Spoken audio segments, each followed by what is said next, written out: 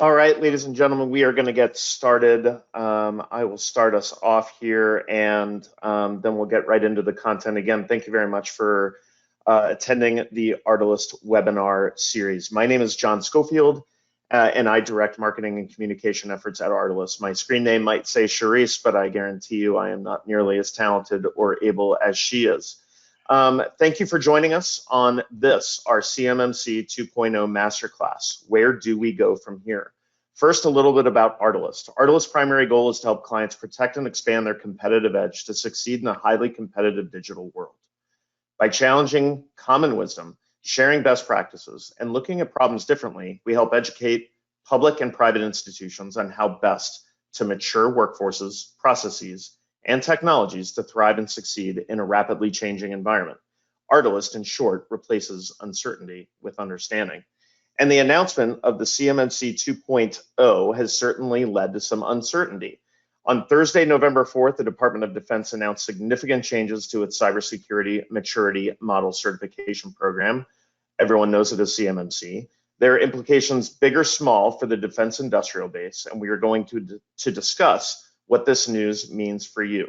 Joining us today is Robert Metzger, an attorney in private practice at Rogers Joseph O'Donnell, a firm that specializes in public contracts matters. He represents leading technology companies in several different industry sectors in litigation as well as in regulatory matters. Bob is a co-author of the 2018 MITRE Deliver Uncompromised report, considered highly influential on US cyber and supply chain policies and practices, including DoD's CMMC initiative.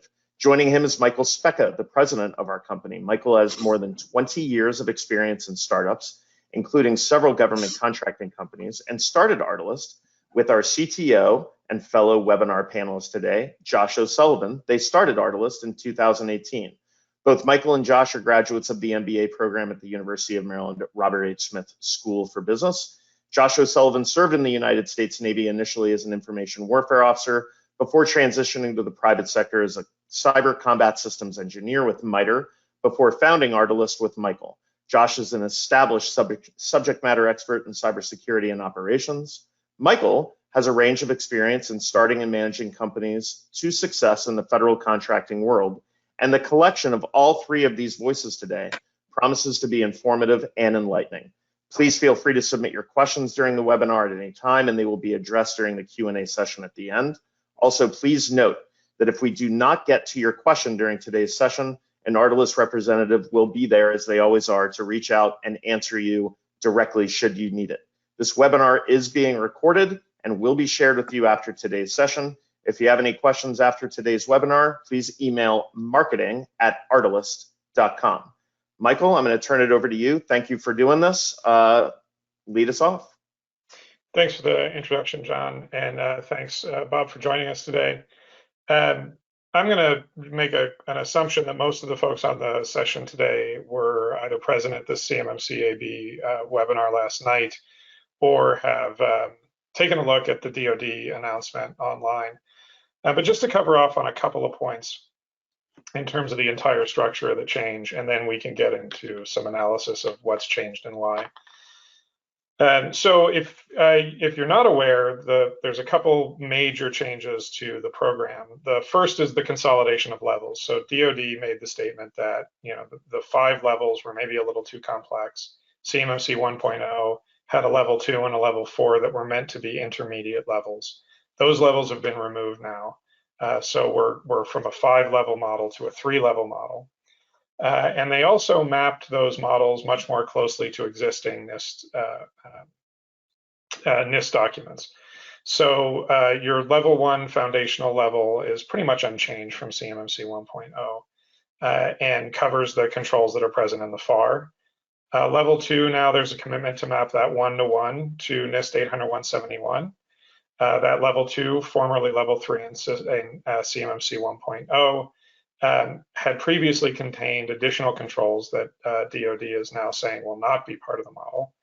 And their former level 5 is level 3, and they've said that's going to be partially mapped to 800-172.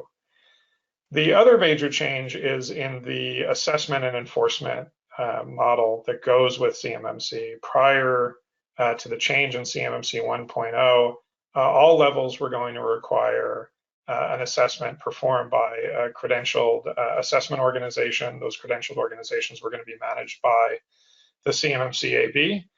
Now, level 1 is a self-attestment level.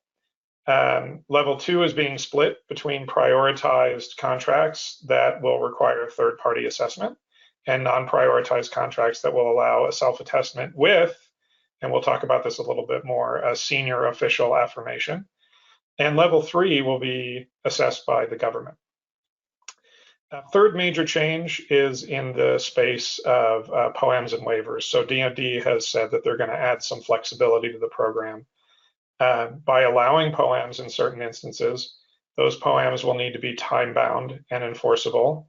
DoD mentioned in the webinar last night that COTARs will be responsible for enforcing the completion of POAMs, and failure to complete a POAM could be considered breach of contract.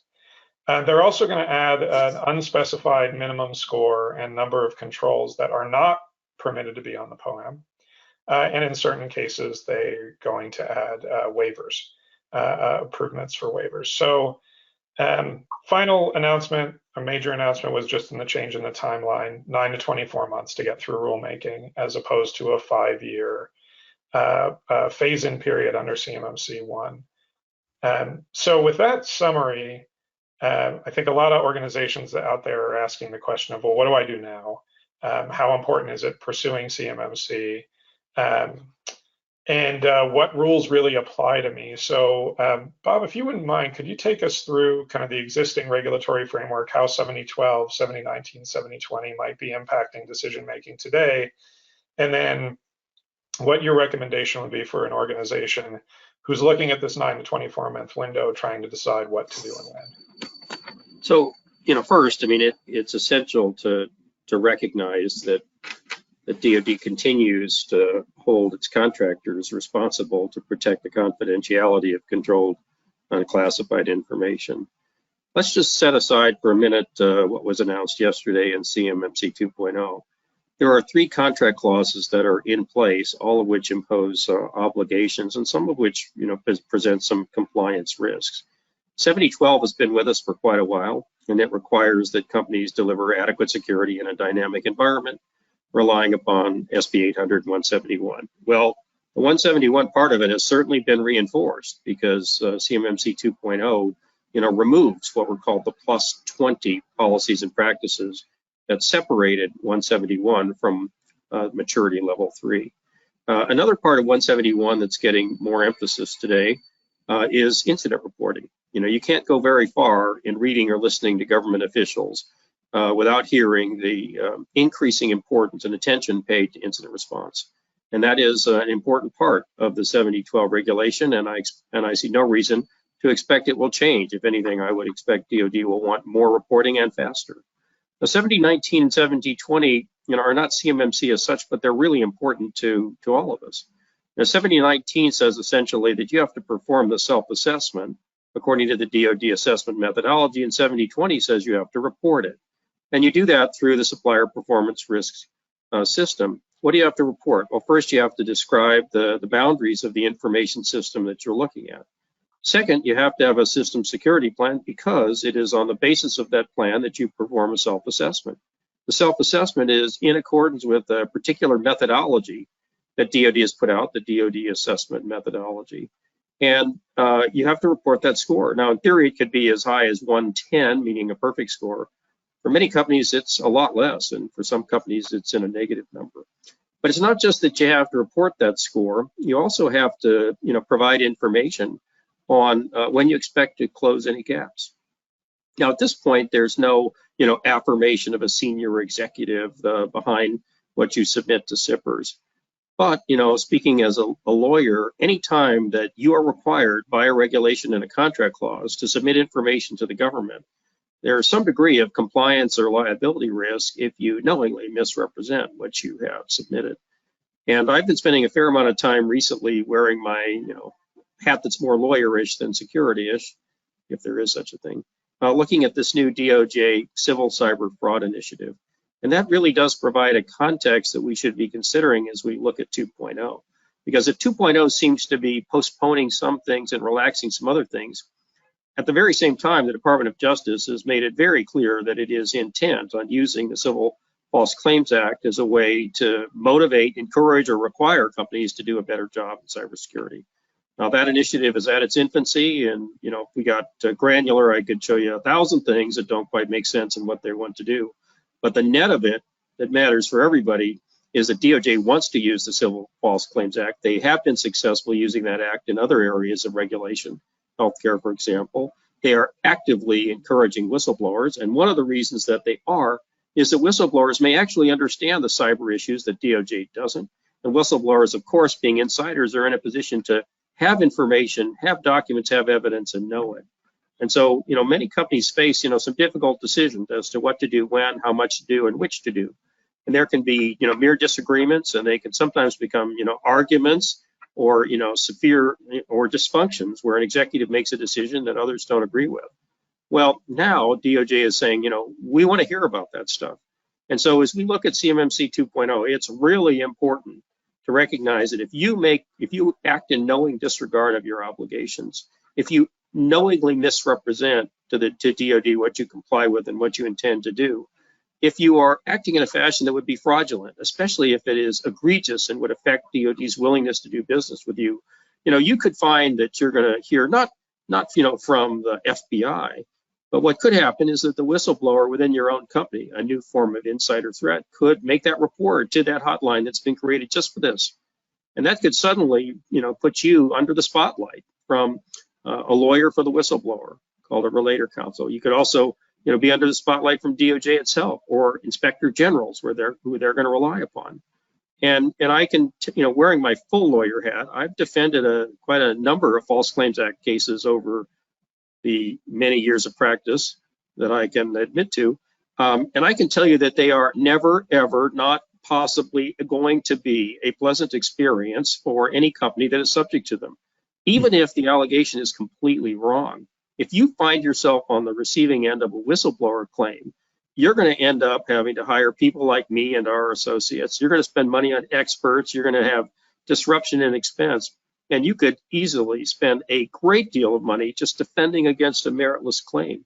And so one of the outside of the box equations to consider is when you look at 2.0, don't just be thinking about what I can avoid until they make me, but be thinking about how you can avoid the greater exposure of FCA liability. And more important, how are you going to protect your enterprise? Because it's always been true that CMMC, is about the confidentiality of information. And it's equally true that the threat landscape doesn't limit itself to confidentiality. Especially with ransomware, we see wholesale efforts that discriminate among no one to essentially deny you access to your system, that's availability, or to exfiltrate and potentially corrupt the information that's in your system, that's integrity. So, to get right to the chase, while CMMC 2.0 gives some companies some more breathing room, and postpones, mandatory assessments, the smart move now is to basically look at 171 and determine a course of action, which relatively promptly will take you to a point where you could get assessed and you would pass, and where you have confidence that you have effective security in the dynamic environment, cognizant of the actual threat environment as it evolves. Now, I know that is a tall order, but the world that we live in, it demands it. I've done work for MITRE over the years and been on a Defense Science Board task force, so I do get some insight, into all the bad things that could happen. And I can say this conclusively: however bad the threat environment was, say in 2018, when I was co-author of Deliver Uncompromised, it is only worse, and by a substantial margin, today. We have more and different threat actors, more and different forms of vulnerabilities, and we have this whole new dimension of criminals who are very sophisticated, who can do terrible things to you, who are not going to send the information to China or Russia necessarily, but they can do damage to your business which you cannot recover from. That's the world we live in. So yes, CMMC is important. Yes, when the new contract clauses come, we're going to pay close attention to them. But it's just a piece in that larger puzzle, and DoD knows this. When you talk to higher level people and listen to them, within DoD, they're going to tell you that CMMC has its part, but it's not the holistic solution, because companies need to be thinking about different threat vectors. And that can include your supply chain participants. In other words, the digital integrity and assurance that you have in working with a managed service provider, with a cloud service provider, with a software developer, or with a solution provider that you use. Anyone and everyone, digital or otherwise, in your supply chain becomes a threat vector. So there's an awful lot to deal with. And companies that want to participate in the DIB and do sensitive and valuable work where they can get paid good money, well, they're going to have to be attentive not just to CMMC 2.0, but to other types of threats. And finally, one of the things that's important in the 2.0 announcement is this decision to kind of move away from that, from the CMMC maturity level 3 and that model back to 171. Why would they do that?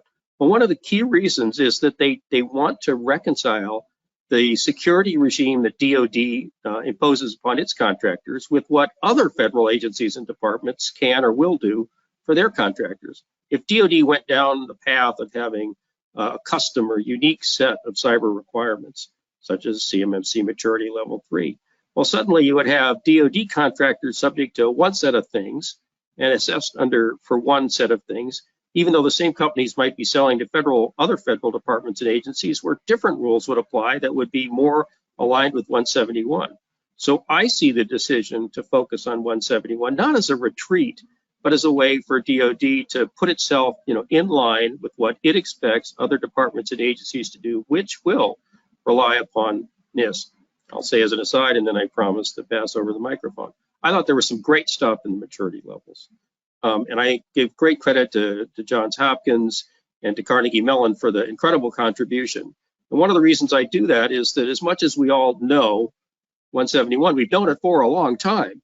I mean, it was written for a particular set of threats. It did not really include ransomware. It was written for a particular condition, information security. It wasn't worried about operational technology or manufacturing technology. And it was written on this assumption that most ordinary prudent businesses were already doing much of this stuff. Well, in fact, that's not true either. I mean, as we're learning, most ordinary prudent businesses are working to do this stuff.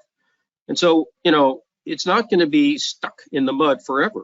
DoD has already acknowledged that it's going to be looking to NIST to improve it. And I hope, for what it's worth, I hope that NIST will do so with some promptness and will consider what can be gained from CMMC work effort. And another point to realize is that by relying upon NIST, essentially, if NIST comes out with a revision 3, which they will in a year or two, well, suddenly that's going to be the new requirement in the contract and the new clauses. So what is the smart move? Take advantage of this 9 to 24 months. If you're really not very far along in being able to demonstrate or pass an assessment against 171, you have an opportunity to get further along, and you should do it. You're not going to be held to an assessment tomorrow, but you might find it advantageous to get one when you are ready, even before it's required contractually, because the presence of such documentation and demonstration of your security will go a long way to make you a more attractive candidate for a sensitive program, for a high value. Connectivity. Primes are going to want it's incumbent upon the smaller and medium-sized companies to show that they are trustworthy. I'll stop. Sorry for the long monologue, but hopefully something useful got communicated. No, it's an excellent summary. That's perfect, Bob, and I appreciate it. And it's a great segue into what we wanted to hear from Josh on this. Number one, Josh, reading into this as you do, and you read every single word of every single page of everything that comes out. That's why you are who you are in your capacity as the CTO. What's your evaluation of this? And then along the lines of what Bob was talking about, I'm going to ask you to play Mythbuster a little bit in terms of the dissenting voices of CMMC. You might say there are too many Bob Metzgers involved in this, too many lawyers, not enough pure cybersecurity. Help us bust that myth as Bob tries to hide. You're way too center stage now, Bob. So Josh, over to you. Would love to hear your take on this after your evaluation of the CMMC announcement. Yeah, well, I think that first myth of you're talking to a lawyer about cybersecurity is like having a dentist work on your car. I think that's definitely a myth that's busted. When we look at the contractual obligations that are aligning a lot of this and driving to a bare minimum, right, of a set of standards here, it is a contractual obligation. And, there's a lot of confusion in terms of, hey, is this document that's labeled FOUO or LES or some other kind of labeling, is that COI? Does that apply here? And driven by really how the contracts have been laid down with that individual organization is what then drives those relationships and those controls and those standards. And it's a contractual obligation to be maintaining and managing and safeguarding this government information, as well as when you look across the organization in terms of due care and due diligence and how you're operating and defending your business in itself. I think another myth I'd like to get after here is that there is this view that CMMC 2.0 somehow negates the work that went into CMMC 1.0. We've been on this journey for a while, but predating DFAR 7012 and predating some of the other activities inside the government and outside the government. And from a perspective of where we're going, it's getting better and better. And I do think we owe a bit of gratitude there with CMMC because it did change the conversation from just a technical conversation to also a business conversation. When we look at the upgrade here from 1.0 to 2.0, we're still having some of that business conversation here of those contractual obligations, but also in terms of the consequences and the enforcement activity that's going to go along with it. Now, this is an adaptive set of capabilities that need to mature over time. And when we lean back and look at 2.0 and where that's going into with this alignment here to 801.171, more focus here potentially on 801.172, this streamlining really looks like an accelerant, right? We went from about 401 or so assessment objectives, depending on how you count those maturity levels and their objectives across the different domains, down to about 320 or so within 801.171. But when we talk about the work and the activities and that as a program, what we're also seeing is a simplification of the government saying, look, here's our information. We want you to safeguard it. They're also saying, this is how we want you to safeguard our information. We want you as a company, though, to have a good cybersecurity program and apply best practices and standards, not the government standards in terms of protecting that COI as a limiting factor. So, when we lean back and look at this from a whole, I think this sets the community loose here to go after and be able to start getting good capabilities. We've been on this mission for the last couple of years to bring national capabilities, right? Most of the cybersecurity market is actually fairly underserved simply because most organizations are too small. We've been working heavily with Microsoft and FireEye and Mandiant and others in the community here to get access to those national level capabilities baked into their infrastructure. So, I think this is going to be pretty helpful there as we start talking about turnkey compliant kind of capabilities and we start scoping down to the system side. But also when we talk about just what 2.0 means from a streamline, with 1.0, we're still probably waiting for about 5 years to get fully implemented. With 2.0, I think that's maybe down to 3. And it could be sooner. Also, when we look at what EO 14028 did here in terms of improving the national cyber defense, both inside the government and outside it, and this higher standard here going probably across the federal government as a whole, vice just DoD, we really start talking about a more robust all of government kind of approach, which I think is going to be a net positive. Can I jump in for a second?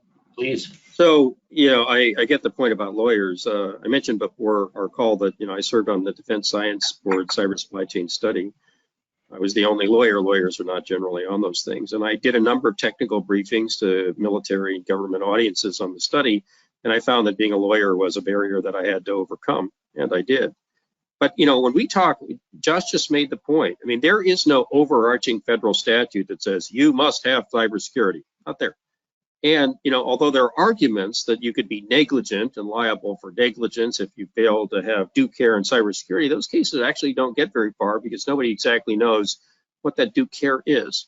So the reason that we are paying attention to cybersecurity is a function of acquisition practices that include regulations that are distilled into contract clauses, which are included in your contracts, and where they are subject to oversight and compliance, enforcement, and potentially sanctions. Lawyers should not be the people that you rely upon to decide how to do security. I'm not the guy for that. But if you don't do it well, you may be calling people like me. And where we can be valuable is in maybe helping to understand or to shape DoD's thinking about kind of what they should do with that regulation and acquisition authority and how they should apply these principles. For all the time that 7012 has been on the ground and under our feet, do we really understand all of what it means? I think not. I mean, if anybody can tell me what is CUI under the definition, the 7012 clause, you're a bit at me, because I've never figured out what the boundaries are of information that is used in support of performance of a government contract. Now let's go on to the three other things. At the very start of this review effort within DoD, Mr. Salazar said that there were three objectives, and he returned to them last night. One of them was to clarify requirements. The second was to restore or improve integrity of the CMMC process. And the third was to help small business. Well, I'm going to give you sort of an instant checklist. Yeah, they kind of clarified it to some extent. I mean, it's 171, not CMMC. And they clarified some, but they introduced new things, right? So one of the things he said is that they're going to bifurcate level 2, bifurcate. And the distinction is going to be that some companies who have lower importance information are going to be allowed to self-assess and have a senior executive attest to that annually. But then they said that there are going to be required assessments if you happen to be handling information that is critical for national security. Well, I don't remember that particular definition appearing in the CUI rule. And it actually is not the same as the definitions, including covered defense information, that are in 7012. And, I can have my own guesses as to what information is critical to national security, but we're not going to want to guess. So we're going to need to know just, what is that? And one of the problems that presents to companies is that you aren't going to know. And you really don't want to wait until an RFI or RFP comes out. And suddenly you have an opportunity to bid on a program which is deemed to have information critical to national security, but you haven't actually started or done anything or done enough.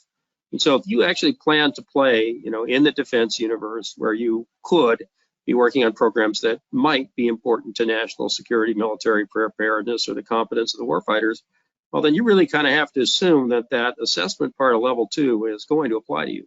Because if you make the other guess, you're not going to have time or ability to respond, in at least some likelihood. Now let's talk finally about small business. Now there's a lot of talk that's been, we're helping small business, but exactly how?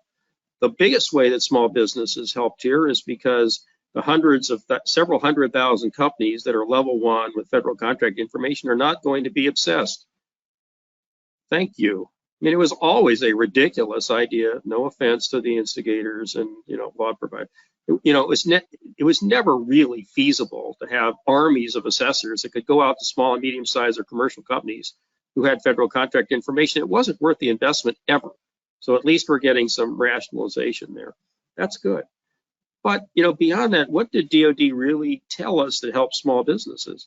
Well, it said, we're just asking you to comply with 171. That's not such a simple proposition. Might be a little bit simpler than CMMC maturity level 3, but some of that stuff that's in the plus 20 that are being removed actually kind of folds back into 171 in the first place.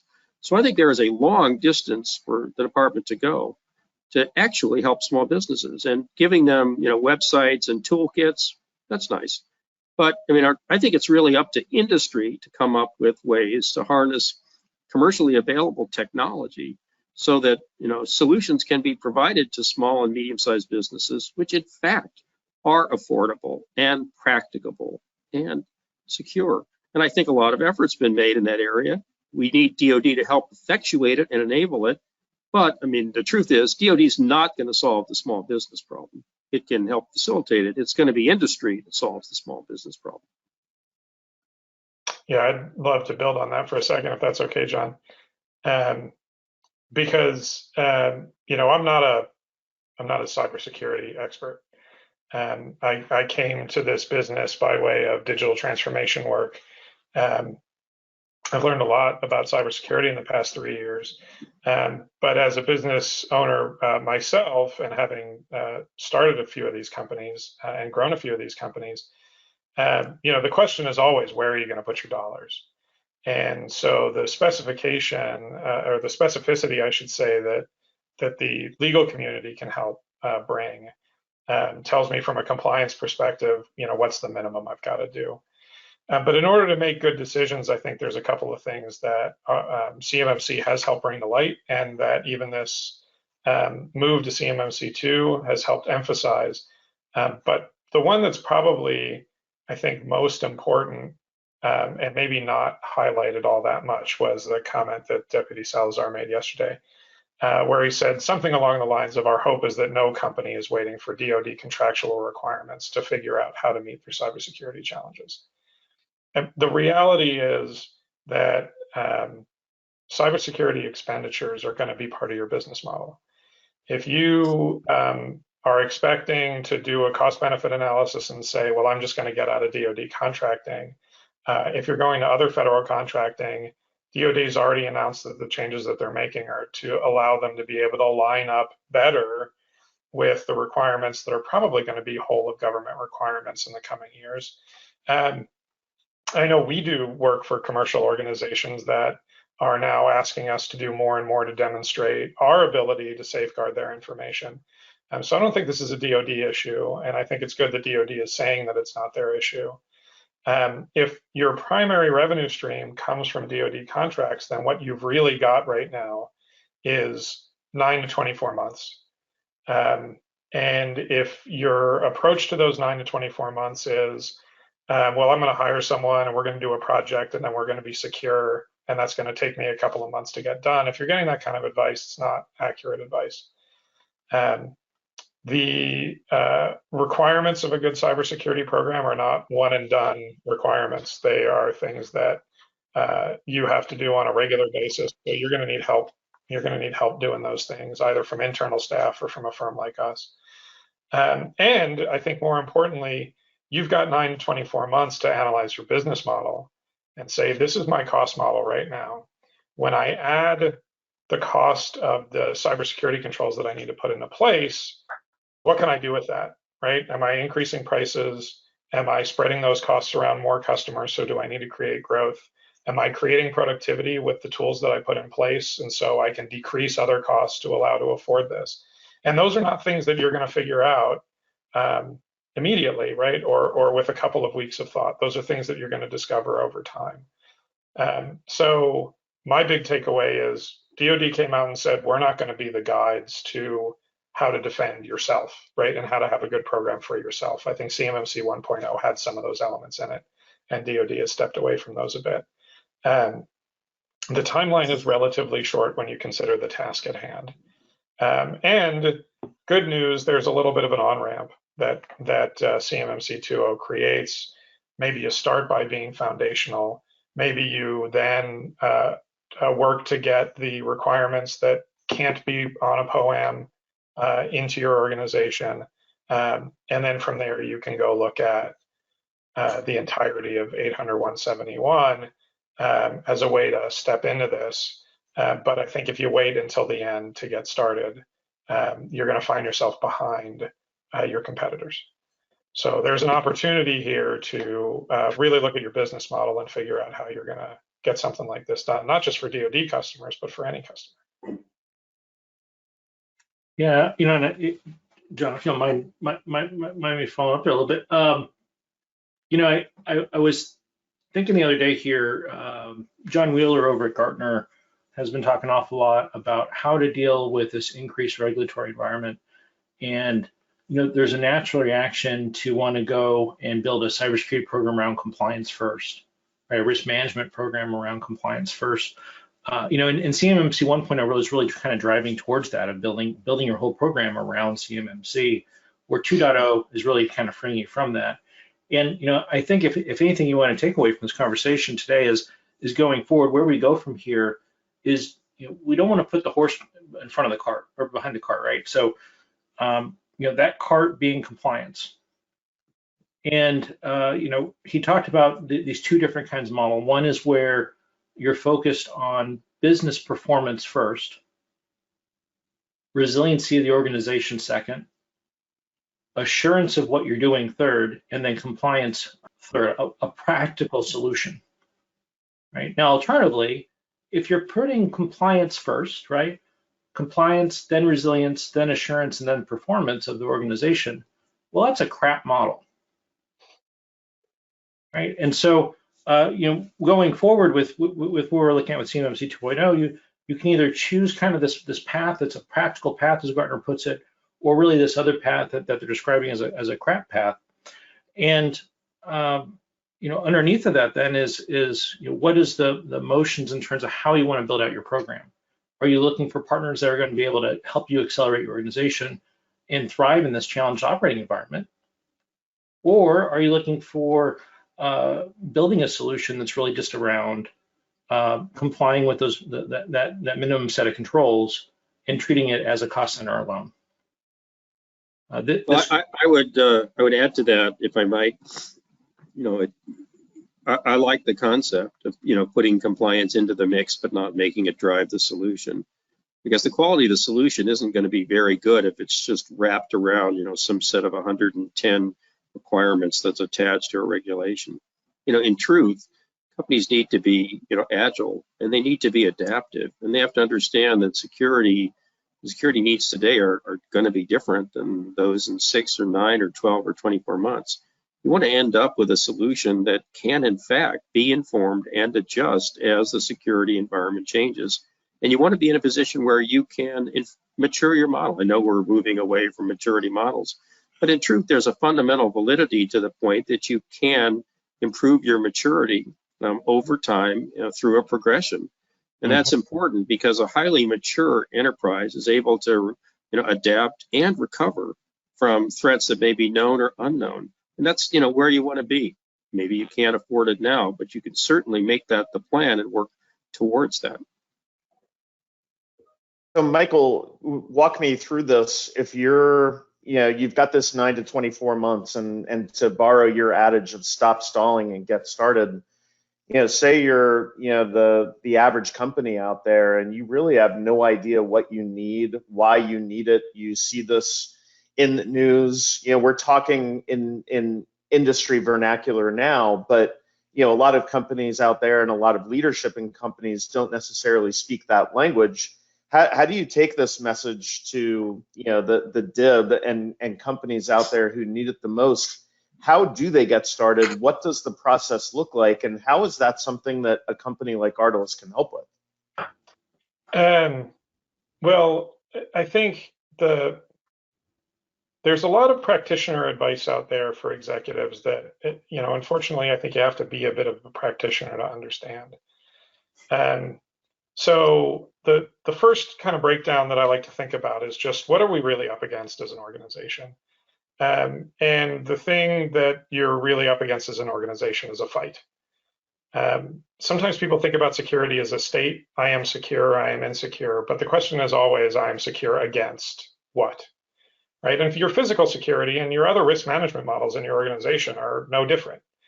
You know, if you're a multinational airline, you're going to be hedging against fuel prices.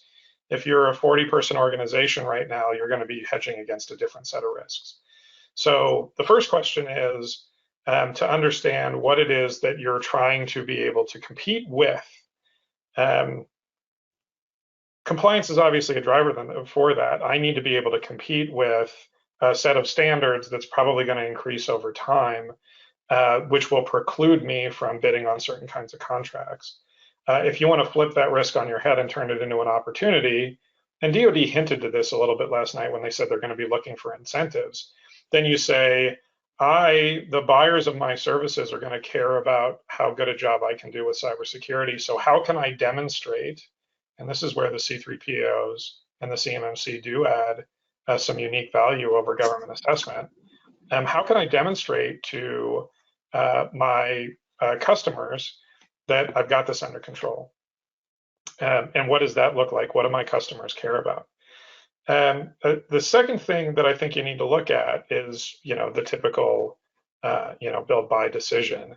Do I have the staff internally, and do I have the capability internally, and do I want to manage internally this process? And from what we've seen, just looking at the, average size of a DIB company, a lot of companies in the defense industrial base just don't have the staff. And so need to turn to industry to figure out how to source the talent and maintain the talent that's necessary to execute your program. Third thing that I think is important for a business owner or a business leader to realize is, again, this isn't a one-time project. This is an ongoing process. Whether there's a maturity model or not, how do I, as an organization, set out to put some processes and controls in place, get those things done, reassess my threats, put more in place so that I can keep up with the threat. I would actually compare to existing business functions that you've got, and maybe even differently than other risk management functions that you have in your organization. Cybersecurity to me has been more like marketing than anything else, in that there's a competition, and the speed with which you need to adapt is driven by your competitors. And so if you're going to take the smart long view on cybersecurity as a business owner, what you're going to say to yourself is, how often do I need to take a look at this to make sure I'm one step ahead of, in this case, the adversary, as opposed to one step ahead of my competitors? And that's going to be an ongoing process. So you've got this opportunity now to get an on-ramp onto that process. A lot of your competitors aren't there yet.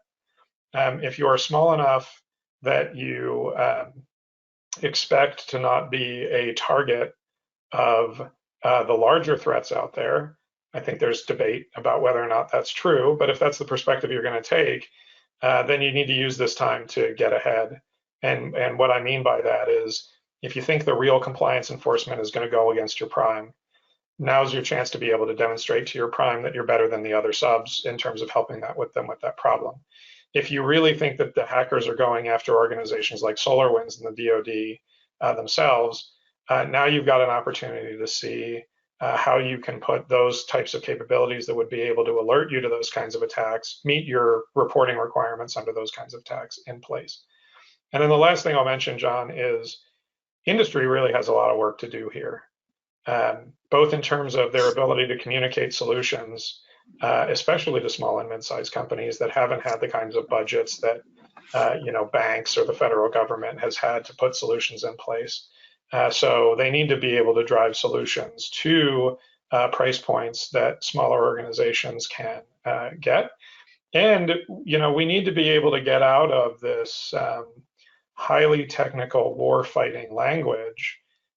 Even though we're dealing with a highly technical subject that is, in certain cases, akin to that, we still need to be able to educate decision makers on how to make a good decision here. And too often, the choice is between, annihilation, a set of things that I can't afford, or doing nothing.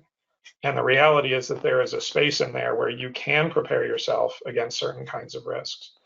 You don't have to face annihilation, and you don't have to individually be able to stand up to a nation state actor in order to reduce the likelihood that you're going to have a cyber attack or a ransomware attack, and increase the likelihood that that will not be an existential threat to you if it happens. May I comment? Please, Bob. Thank you. There's some great insight there. Really the 70-12 rule and the 171 requirement was written around threats from nation state actors who had proven their ability to infiltrate contractor information systems and to exfiltrate or steal valuable technical data that didn't happen to be unclassified. And there is a long list of accomplishments by the Chinese and the Chinese army of what it's been able to do with our stolen information. But the cyber world has evolved in some unfortunate directions. Now there are international criminals operating individually or in some collectives who are looking to attack any company and could care less about providing the results to a nation state. You are not immune. They are not looking just to hospitals or school districts or pipeline companies. They're looking to anybody, and they have tools to get into your system, to do reconnaissance, to decide what's important to you, and to choose the technique for a ransomware attack that will cause you the most distress. It's really important for companies now to appreciate the nature of ransomware attacks and the means that should be taken to be alert to them when they are attempted, and to be able to restore and to be resilient if they are successful. Some of that is accomplished by 171. Some requires other techniques that are a little bit different, and some more difficult. But the world we live in is not confined just to compliance. It also includes maintaining the security, stability, and the operability of your business. Now, all of us here have some connection one way or another to cloud service providers. And I wrote back in 2016 a 15,000 word white paper for ExoStar, which some of you know.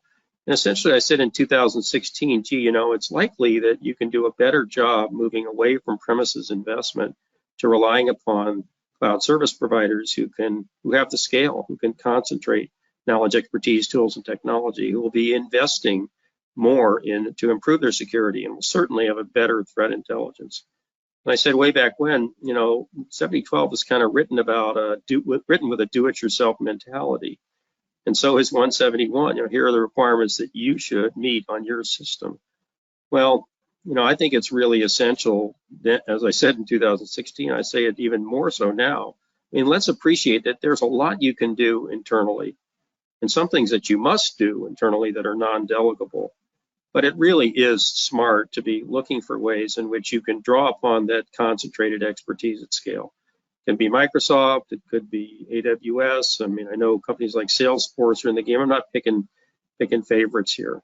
But, it's just essential that first, companies think about how they can take a step out of their current limitations and be in a superior platform, which I think is cloud enabled.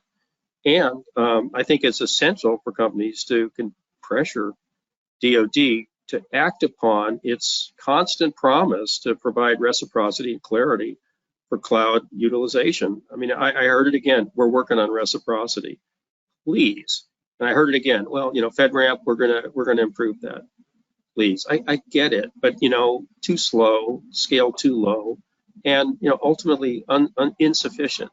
So, these are areas where you have opportunities to make your own choices, and hopefully we can influence the department and other agencies as they proceed. So, Bob, if I may inject here, we've talked about this on the 30,000 foot level, and then we're pushing it down to the tactical level of what companies have to do. You're that CEO, you're that person who doesn't have too much time to listen to the IT person coming in, shaking the can for more money. What is we all know what the cost of doing nothing is. It's exposing yourself to ransomware and possibly putting the national security of this country at risk. But you've been doing this for a long time.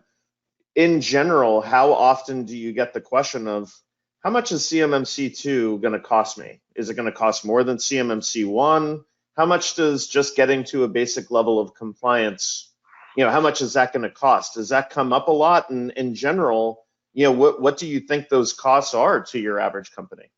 I can't say, because I don't really think there's an average company. In a sense, the security that's required is going to be tailored to a function of and a product of your particular business, what you do, who you depend on, where information figures into it, what your IP is, how important that is to your business. There's no, single answer. But I do know for a fact that smaller and medium-sized businesses are always worried about the return on investment for security. And with respect to CMMC 1.0, they were concerned that, they might be spending more than they could ever get back, either to recover from DoD and indirect cost rates, or to get it, or to as accomplished in new business. Well, I do believe that if you look across the range of threats and consequences, that most C-suite executives and many boards of directors, are coming to recognize that it's not a yes or no question. It's a question of which measures are sufficient to protect my enterprise and my shareholders and my lenders and my customers and my IP.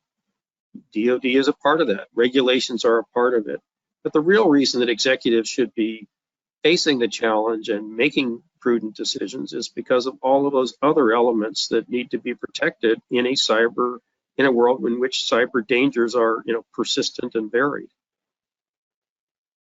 So, Michael and Josh, over to you. In the end, what does a good cybersecurity program look like? Call it CMMC, call it 1.0, call it 2.0. In the end, you're a company and you're advising them that you need to start, number one, stop stalling. Number two, you need a good cybersecurity program. What does a good cybersecurity program look like? Josh, you want to take that one first from a practitioner perspective, and then I can wrap up from the business. Yeah. So, the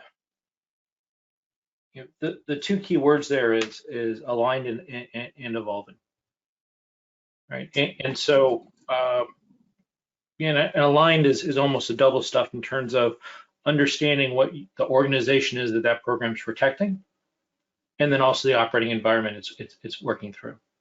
So that's a variability, right? Any expert will tell you it depends. And so, the starting point there is always that it's aligned. The other part of that then is that this is a changing space, right? Business in and itself, right? We're trying to become more and more agile. And so in itself, it is ever evolving. And the landscape and the operating environment, the set of capabilities you can bring to bear are ever evolving. And, I think the third then in that, because there's always three there, is that not only are we aligned and we're evolving, partners, right? Which partners, what parts of the supply chain? We're getting to this point here where we're starting to realize outsized impacts on the supply chain, where a company can have a far greater impact on supply chain than it's actually worth. And those second, third order effects, I think, are pretty dangerous. And aside from the impact it can have, the consequences it can have, the flip side of that, when we talk about partnership and whatnot, is that most of these businesses aren't in the business of doing cybersecurity. And so they need to identify the right partners to work with and to take them on this journey. We've built some of the leading cyber defense capabilities out there, and they aren't cheap. But when we look at this problem, we look at even the one or two person just got started kind of shop that's doing some groundbreaking things. There's a set of capabilities that we can bring down that is cost effective for them and that is comprehensive for them and well aligned. It's evolving, and they have the right set of partners. So that's my three takeaways there. I think that's a great overview, Josh. And I can tell you, John, kind of how we like to think about it, and I think what maybe differentiates us a little bit from some other choices out there.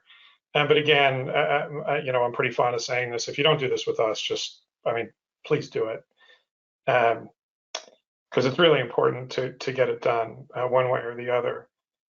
So from a business perspective, to me, the main thing that organizations need to navigate right now is this challenge that I alluded to in my last answer, which is if you look across the landscape of possibilities, you do nothing and you're destroyed. You do nothing and you go like this and hope that whatever business outcome you're trying to achieve, you get there before somebody gets you.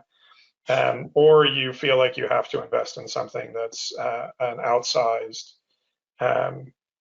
investment that's hard to get a return on. So I would challenge the industry, I would challenge your partners, and I would challenge your internal stakeholders too, to say, how can we get on a path to continuous improvement?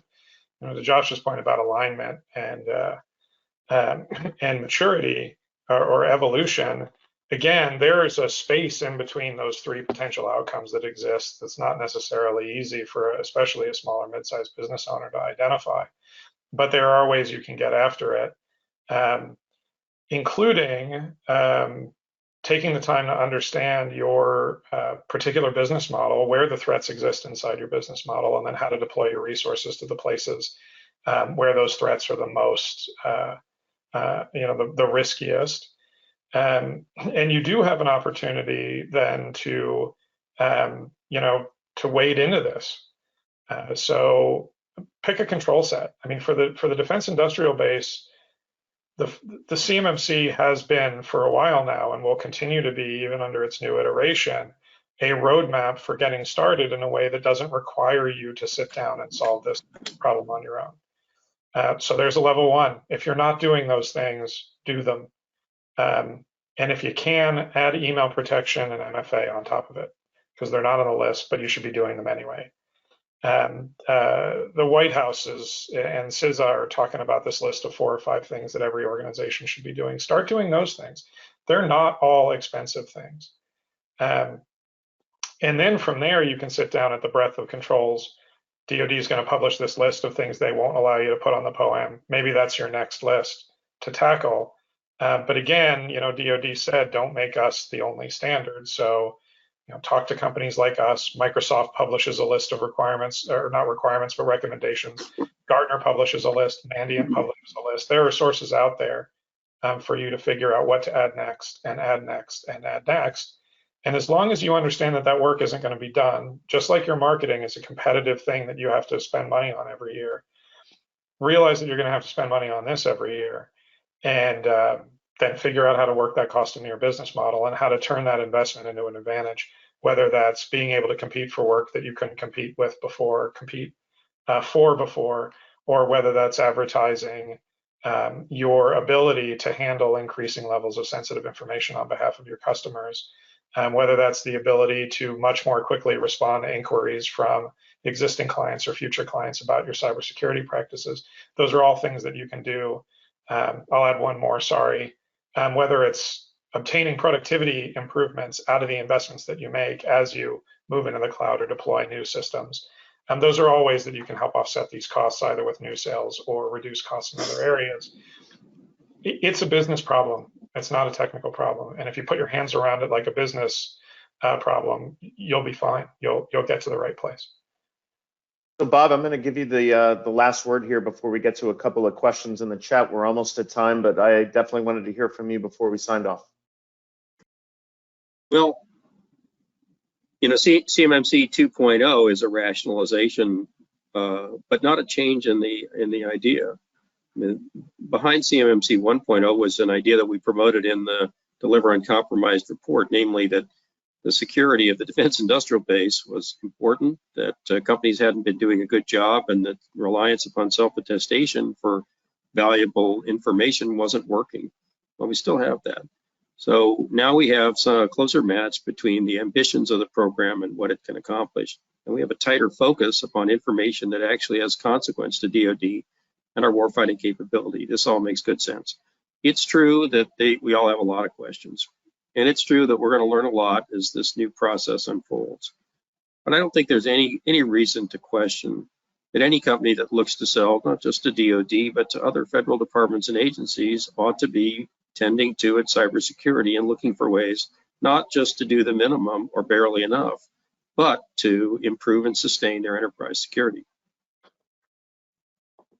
So we have one question. If I don't have CUI yet and I have the DFARS cyber clause in my government contract, is an SPRS score required for the DIB to handle FCI protection level under CMMC 2.0? I'll answer that giving general legal impressions, not legal advice. No. I mean, there's a lot of things that have to happen before you are required to do that self-assessment and submit it. You have to have the 7012 clause, but you actually have to have the subject of the 7012 clause, which is covered defense information, which equals CUI. So the fact that that clause could show up in your contract, even though you don't actually have covered defense information or CUI, well, I mean, the fact that it's there doesn't mean you have the subject that would require you to do the self-assessment or submit to SIPRs. Well, if I could just ask a question to elaborate on that, because we hear this a lot from customers. How do I know if I have it? If it's marked FOUO or using some other legacy marking, should I You know, should I assume? Should I ask my core? How do I find out if something with a legacy marking is or isn't CUI? That Or do is I have to do a risk? that's a gigantically important and difficult question. I only have a moment or two.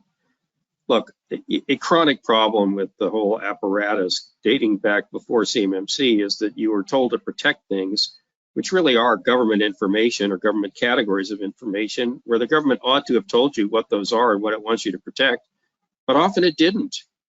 Moreover, as you suggest, Michael, there can be situations where the government employs a label that really isn't in that current set of CUI. I see stuff that is FUO all the time. The intelligence agencies continue to use it. That's not one of the categories that exist in the NARA CUI rule. So the way that I approach it from a practical standpoint is the first thing is I look to what I know from the agency that provided the information. If they think it's sensitive, then I'm inclined to go along with them, even if they don't use the formal distribution statement to tell me.